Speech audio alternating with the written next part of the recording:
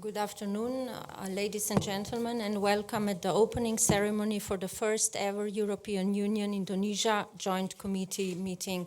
I would like to invite High Representative Vice President Federica Mogherini and Foreign Minister of Indonesia, Retno Marsudi, to open formally this session. Thank you very much.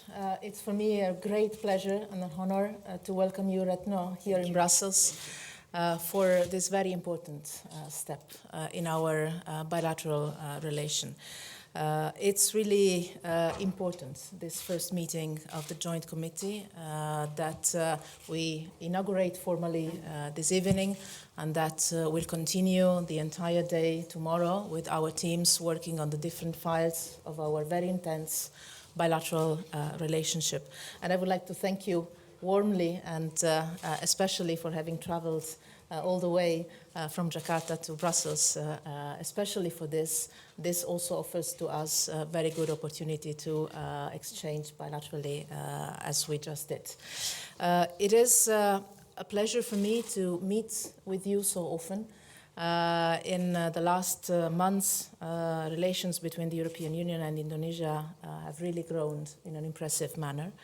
Last April, in Jakarta, we jointly launched the Ministerial Strategic Dialogue. A few days later, we welcomed the President for the first ever visit of an Indonesian President to the European Union institutions here in Brussels. And we see Indonesia as an essential partner, not only for bilateral issues, but also for building a more cooperative global and regional order. We see things in similar ways. We see cooperation as the key manner to develop relations with our neighbors and with the rest of the world. You are one of the largest democracies in the world. You are a country of 250 million inhabitants, the largest country in the world with a majority of Muslim citizens, and with an incredibly diverse society that is a model for the rest of the world. And this is also a source of inspiration for us in Europe. We share the same motto, unity in diversity, and we indeed have a lot that we can learn from each other, also in the ways in which our societies can keep this diversity and keep this unity.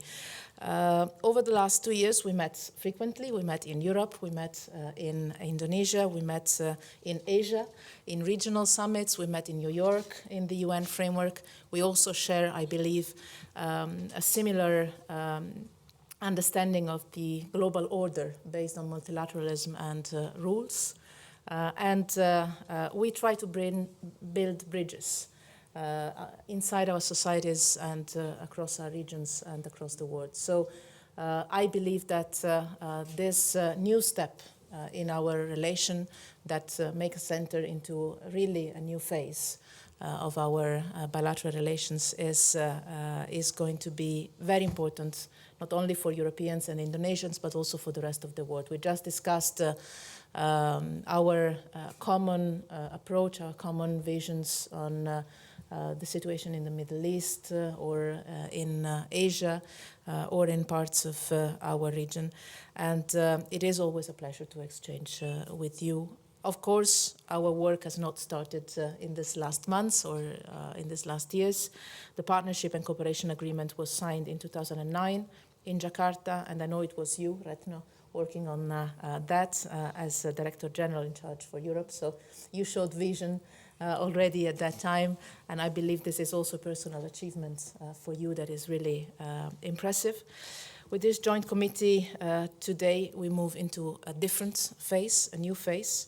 The committee today will endorse a number of new formats for our dialogue on many different issues. On trade, we have launched negotiations of a comprehensive economic partnership agreement after the President's visit, and we discussed how important it is to focus on our trade relations, especially in the current political environment in the world.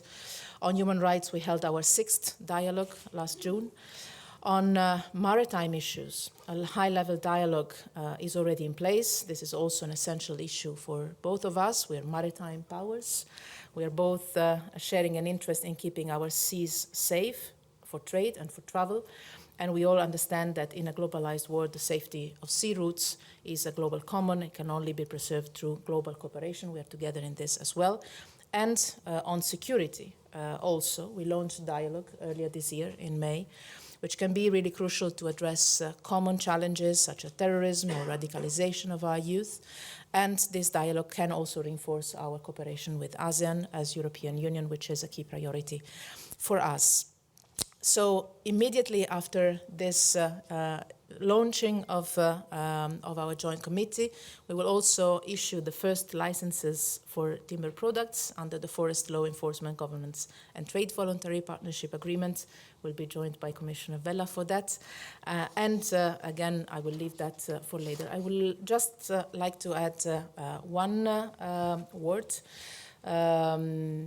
When I visited you in Jakarta, Retno, I remember very well I was impressed with the model of society you have, and also with the model of living together of different communities in your country. And I came back to Brussels giving some homeworks to my team and looking at the possibility of launching a project to set up an exchange program for religious scholars and leaders.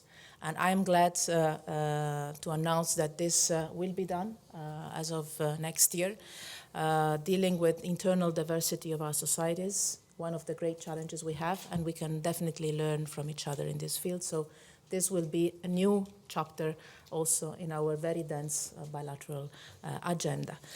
So with this, let me thank you once again, Retno, you and your entire delegation for joining us on this day, for all the work you have done personally, and also that we have done with our teams to get to this stage, which is a starting point for our even more intense cooperation. Thank you very much.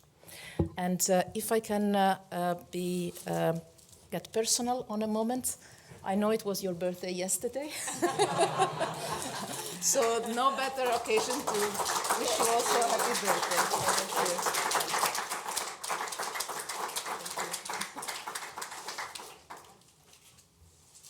Now I give the floor to Foreign Minister Retno Marsudi. Well, thank you very much, Federica, for receiving me, for having the first joint committee meeting. And before the two of us coming to this meeting, to this occasion, we had the tete-a-tete meeting. The plan was to have the tete-a-tete meeting about 45 minutes, but it ended up more than 1 hour until the protocol knocked the door and said that the time is up. But we continue afterwards. What I can share to you is that we had a very good tete-a-tete meeting, and we discussed in a very frank manner many important issues. We compared notes, and we recognize that we share a lot of common values in approaching the issues, the international issues. So I'm so honored to join Federica to open the first Indonesia-EU Joint Committee.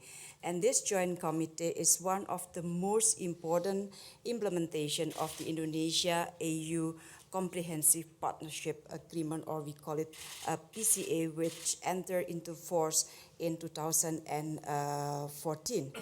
This first joint committee is also a reflection of our high commitment of Indonesia and EU to strengthen the bilateral relation, as you already mentioned. Colleagues, the world remains facing so many challenges and uncertainties.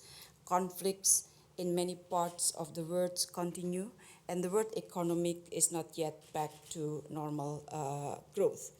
And amidst this challenging situation, we need friends, as many as possible, that can be our partners.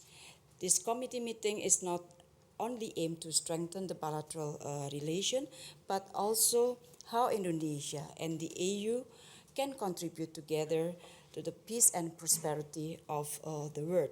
And I would like to underline that no country can live alone, and the cooperation is inevitable. And the word cooperation is a key word for all of us in this interconnected world. Federica, you already mentioned many positive development that we enjoy in our bilateral relation. My president visited the EU in April 2016. You also mentioned that we had the strategic meeting in Jakarta also in April.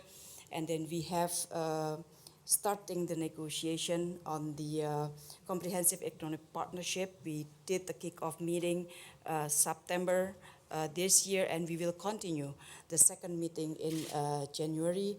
And we also finally finalize the FLEGT VPA, and we are able now to issue the license for the FLEGT. On the airlines issue, this year, another 3 Indonesian airlines is also lifted from the list, the negative list, the ban to fly to Europe. That is another positive development that we cherish very much.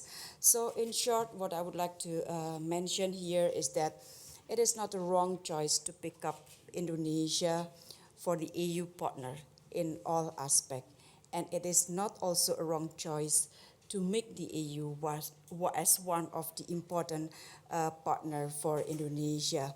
As a country with more than 250 million people, with a strong presence of middle class, enjoy a democratic dividend. And as a country with democracy in a full function, Indonesia stands ready to be a true partner for the EU, a partnership, of course, that bring the benefit for our two people, and a partnership that contribute to the world peace and prosperity. So once again, thank you very much, and hopefully that it is just another start for Indonesia in the AU, the first joint committee meeting, and the challenges is always how we implement the result of this joint committee meeting. And once again, Indonesia stands ready to be the true partner of the EU. I thank you very much. Thank you.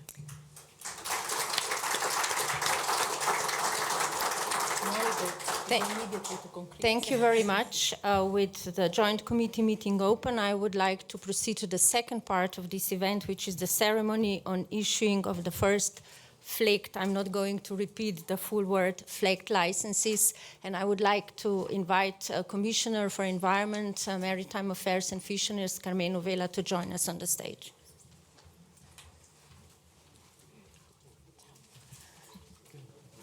Okay. So with this, High Representative, once again, you have the floor. Just very briefly to say, as Retno was saying, the important thing is the political level of sympathy we have and we share, for sure. The political dialogue is extremely important, but also going concrete on implementation and on things we do together and achieving results, and here we go. This agreement might look like a side issue to some, but let me tell you why I think this is so important. Both Europe and Indonesia believe in a rules-based global order, as I was saying, and one where all respect common standards as for the protection of the environment or social security or the respect of our local productions. And with this kind of agreements, we contribute to raising the standards not only at home, but worldwide. So again, echoing what Retno was saying, it is not only beneficial for Indonesians or Europeans, it's beneficial also for the rest of the world. This is for sure the best way, and maybe the only way, to deal with the globalized world. We see a lot of fear of globalization these days. This is our answer to that. Setting and agreeing standards that can make our citizens feel reassured about the fact that we're doing things properly. So we set high standards for ourselves, and we work to spread them globally for our environment, for our economies, and for our people. So with that, I will stop. I've spoken even too much, but really to say that this to me complements perfectly well the opening of our joint committee, because again, it's not only political dialogue, it's not only negotiations, it's also results we have already achieved. Thank you very much. Foreign Minister Marsudi, once again, the floor is yours. Thank you very much, Federica, and thank you very much for Commissioner Carmen Vela for being present in this very important meeting or event. Just last Thursday, today is Monday, okay, Thursday last week, my colleague in Jakarta had a similar event launching the FLEGT license in Jakarta. There is a lot of excitement in Jakarta regarding the issuance of the FLEGT license, and all of us knows that FLEGT license marks a major milestone in the relation between Indonesia and the EU. It is a long way. I remember very much when we started discussion on the FLEGT VPA until the day that we agreed on FLEGT VPA and the license. We already passed a very long way, but what makes me very happy is that finally we made it. And on top of that, the license is issued. There is also, the license also reflects again the commitment between Indonesia and the EU on the sustainability of the timber and timber product, and it will certainly contribute to our effort to environment, because the environment issue is really on the international agenda right now, and it shows also the Indonesian commitment on climate change and other related environment issues. So once again, I congratulate two of us on our commitment until we reach this point that the license of FLEGT is issued by the EU, and hopefully that this kind of cooperation will be continued to other product, maybe. So there is a lesson learned, part of the lesson learned that we see in whatever difficult situation, as long as we have commitment and we are ready to discuss, that will be one point that we enjoy the result of it. And this is one of the results that we enjoy together. Thank you very much. May I now just invite a handover of the actual enlarged license and an example of a product, a breakfast tray made from teak harvested from Baitul Community Forest in Java that was legally and sustainably produced. So which one first? Okay. It's a bit heavy. Heavy lifting. That is one of the example of the products, the timber products from Indonesia. See? Yeah, Indonesian legal wood. So Thank you. Thank you very much. Congratulations. congratulations. Thank you very much. And this is, And this is from from us. Yes. And this is from us. The license. That is the license. Yes. Yes. Very good. Congratulations. Thank you very much. And to conclude, may I invite Commissioner Vela to say a few words.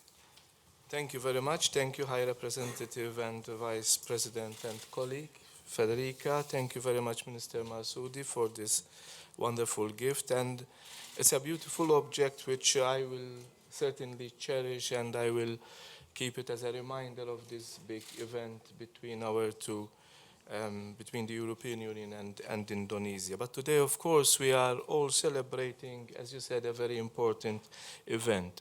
2 weeks ago, precisely on the 15th of November, the FLEGT licensing scheme swung into action. And this event is a major milestone benefiting Indonesia in particular, but also the whole world in general. And more importantly, this agreement goes well beyond than just licensing timber. Southeast Asia is a biodiversity hotspot.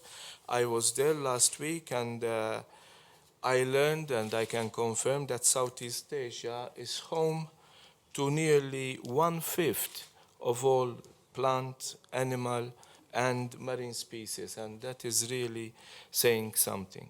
And protecting that heritage is a global obligation, it's true, but it is also within Indonesia's remit. And this is a tangible step towards Indonesia taking on and shouldering also its responsibilities. The VPA benefits Indonesia in many ways. It's not just in the exports of timber. Environmentally speaking, it leads to a much better management of the forests, which are the key resource of the timber industry. Economically, it also provides access to the EU market and at the same time gives a competitive edge. It also gives a competitive advantage over other countries, other timber exporting countries, which do not have a similar agreement. And socially, it secures employment for the local citizens whose livelihood depend very much on this sector, on this industry.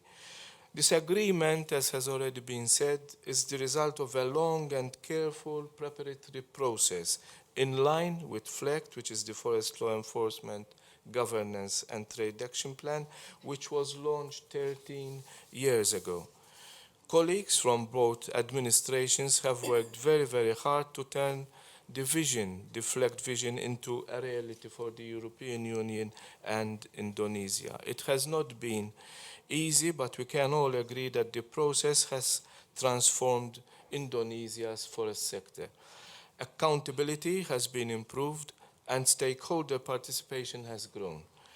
Governance and transparency have also been strengthened tremendously. Indonesia now has a robust, credible system to control supply chains under the close scrutiny of independent auditors and under the close scrutiny of civil society as well.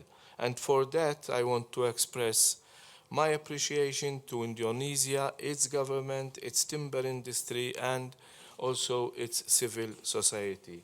Minister, you have all shown admirable determination in pursuing a radical reorganization of the forest process. Thanks to your determination, every timber buyer, every timber importer in the European Union will now have a solid assurance that Indonesian timber is legal and Indonesian timber is the result of a sustainable forest management process. The signing of this agreement is not an end in itself, but only a means to an end. Benefits will only become real from its implementation. And today, we are here also to celebrate the start of this implementation process. This agreement, the VPA, could become a turning point in the global fight against illegal logging, with many countries hopefully seeking to follow your path. And that would be a truly fitting outcome to this wonderful development. Minister, friends, colleagues, once again, my thanks to you all for this wonderful team effort.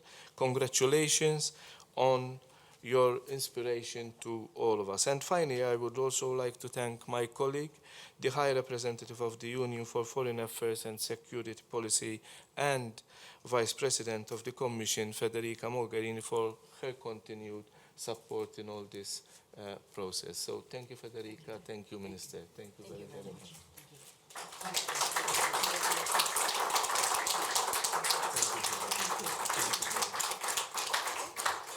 Ladies and gentlemen, thank you very much for attending.